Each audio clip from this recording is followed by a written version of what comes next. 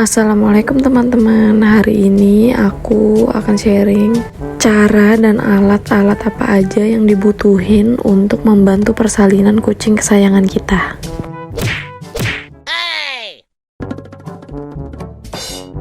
Oke, ini aku sharing dari pengalaman pribadi aku ya. Jadi ini adalah kucing-kucing yang kemarin persalinannya aku bantu.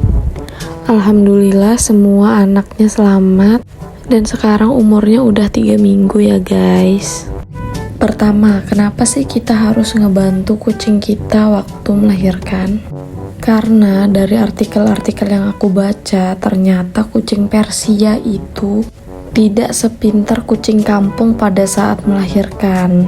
Tapi itu juga nggak 100% benar sih guys, karena setiap kucing itu punya karakter masing-masing yang juga sangat berbeda-beda. Alasan yang kedua pastinya supaya semua anak kucingnya itu bisa selamat. Jadi kita bisa ikut membantu untuk memutuskan tali pusarnya dan juga untuk melepas dari plasentanya. Sebenarnya plasenta anak-anak kucing itu akan dimakan nanti sama induknya, tapi nggak semua guys. Jadi tetap harus kita bantu untuk anak-anak kucing ini untuk lepas dari plasentanya. Oke, langsung kita bahas aja apa aja sih alat-alat yang dibutuhin untuk membantu persalinan kucing. 1. Gunting. Fungsinya untuk memotong tali pusar pada bayi kucing. Guntingnya ini harus gunting baru ya guys, soalnya harus steril. Usahakan pokoknya harus gunting baru. Jangan sampai kita pakai gunting yang ada di rumah terus kita nggak lihat ada karatnya. Itu bisa buat nanti kucingnya malah jadi infeksi. Dan bukannya kita ngebantu, malah kita bisa membunuh si kittennya itu. Yang kedua, alkohol. Fungsinya untuk merendam gunting sebelum digunakan. Jadi gunting yang mau kita gunakan tuh supaya steril ya guys. Jadi harus direndam di dalam alkohol. Rendam aja 10-15 menit. Yang ketiga, benang jahit. Fungsinya untuk mengikat tali pusar setelah kita gunting. Jadi begitu kittennya lahir, biasanya dia nanti keluar itu akan masih ada tali pusar yang nyambung sama plasenta, atau biasa yang kita tahu itu ari-ari. Nah, jadi untuk memisahkan dia dari ari-arinya itu, kita harus memotong si tali pusarnya itu tadi. Nah, untuk motong tali pusarnya itu kita jangan terlalu dekat sama pusar, jangan juga terlalu jauh ya guys, kira-kira 2 cm lah dari pusarnya. Setelah kita potong, baru ujungnya kita ikat pakai benang jahit supaya darahnya nggak keluar lewat pusarnya itu tadi. Kalau misalnya kita nggak ikat, bisa-bisa nanti kittennya kehabisan darah. Yang keempat, betadine. Fungsinya untuk mencegah infeksi dari pusar yang dipotong.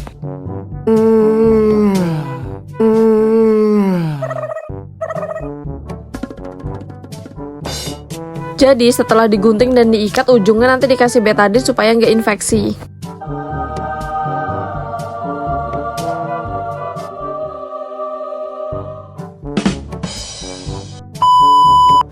Oke, lanjut. Setelah kita kasih betadine, kita harus keringin badan kittennya pakai tisu atau kain yang bisa menyerap air.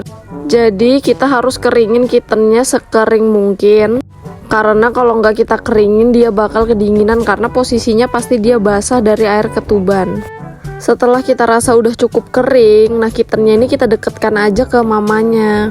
Nanti biasanya induk kucingnya itu bakal jilatin anak-anaknya untuk keringin badan anaknya. Oh ya, sebaiknya kita ada 1 gunting lagi untuk ngegunting bulu-bulu yang ada di perut mamanya. Fungsinya sebetulnya untuk mempermudah si kitten untuk cari puting susu di badan mamanya. Karena biasanya kan kalau kucing Persia itu bulunya lebat banget, jadi di daerah putingnya itu ketutup bulu. Itu akan mempersulit si kittennya untuk cari puting susu. Nah, untuk jarak lahir antara anak kucing juga beda-beda ya setiap kucing. Ada yang setiap anak itu bisa jaraknya 1 jam, ada yang cuma setengah jam. Jadi misalnya anak pertama sudah keluar, 1 jam kemudian baru anak kedua keluar, 1 jam kemudian baru anak ketiga keluar. Ada juga yang cuma setengah jam, bahkan ada juga yang cuma setiap 15 menit. Jadi itu tergantung kucing kalian ya guys, nggak bisa disamakan setiap kucing.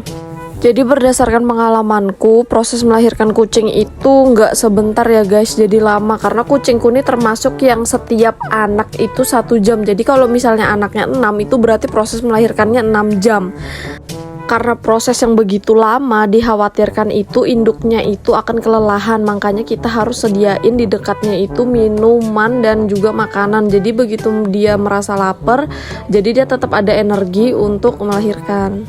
Ketika proses melahirkannya udah selesai nih, kita juga harus bantu untuk membersihkan badannya si induk, karena itu pasti akan banyak darah basah dari air ketuban. Jadi kita juga harus keringin, karena kasihan banget kalau kita nggak bantu untuk bersihin dan keringin. Dan begitu juga untuk proses menyusu pertama kali, kita harus benar-benar memastikan kalau semua kitennya itu bisa dapat susu. Karena banyak banget kejadian kucing-kucing bisa melahirkan dengan selamat, tapi begitu 1 hari kemudian anak-anak kitennya itu banyak yang mati karena mereka nggak bisa ngedapetin susu dari mamanya. Jadi membantu proses menyusui itu nggak kalah penting dibanding dari membantu proses melahirkan. Dan sebaiknya membantu proses menyusui ini kita lakukan setiap hari ya guys, karena ini tuh salah satu faktor penyebab banyaknya kematian anak kucing. Karena mereka itu yang lemah biasanya akan sangat sulit untuk mendapatkan susu dari induknya. Karena yang anak-anak yang kuat itu akan lebih berkuasa untuk dapat air susu itu. Makanya itulah kenapa banyak banget yang cerita kalau kitennya mereka itu baru umur 1 hari, 2 hari itu bisa mati. Karena sebetulnya sangat penting untuk kita membantu semua kitten untuk benar-benar ngedapetin susu dari induknya. Kalau semua itu udah kita lakuin, insya Allah kitten-kitten kita itu pasti akan tumbuh menjadi kucing-kucing yang sehat, nggak akan ada yang mati. So, sampai di sini dulu videonya. Kalau ada pertanyaan-pertanyaan bisa langsung tanya di komen. Insya Allah pasti saya bales. Di next video mungkin aku akan bahas tentang makanan kucing apa aja sih yang sebaiknya dimakan kucing di umur 1 bulan. Yang juga pastinya bisa berdampak sama bulunya dan juga kesehatannya. Jangan lupa di like dan di share. See you di next video berikutnya.